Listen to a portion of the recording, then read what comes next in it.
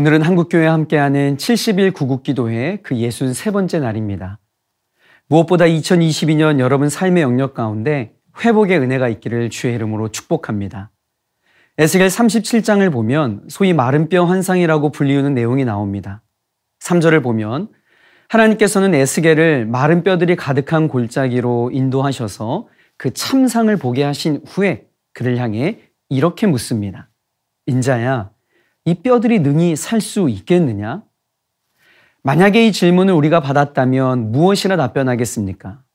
아무런 생명력이 없고 말라 비틀어진 뼈 조각들만 널브러져 있는 참혹한 그 현장을 보았는데 과연 우리가 무엇이라 답할 수 있겠습니까?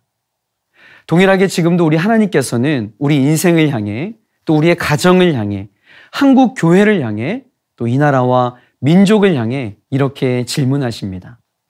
마른 뼈와 같이 앙상한 너가 또 너희 가정이 한국 교회가 이 민족이 능히 살 수 있겠느냐?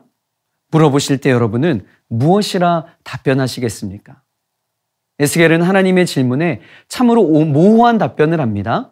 주 여호와여 주께서 아시나이다.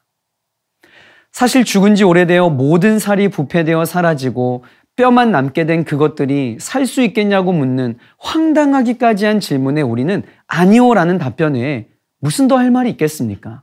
그런데 에스겔은 아니오라고 답변하지 않고 주께서 아십니다 라고 답변한 것은 전능하신 하나님에 대한 신뢰가 있었다라는 것을 반증합니다.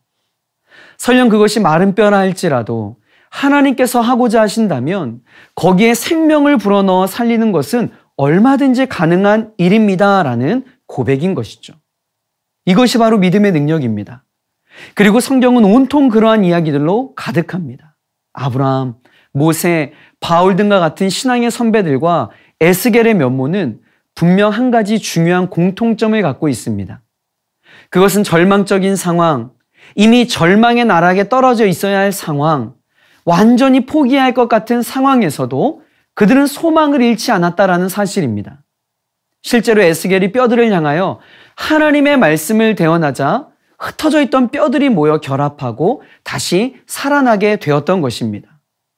주 여호와께서 이같이 말씀하시기를 생기야 사방에서부터 와서 죽음을 당한 자에게 불어서 살아나게 하라 하셨다 하라. 이에 내가 그 명령대로 대언하였더니 생기가 그들에게 들어가매 그들이 곧 살아나서 일어나 서는데 극히 큰 군대더라. 아멘.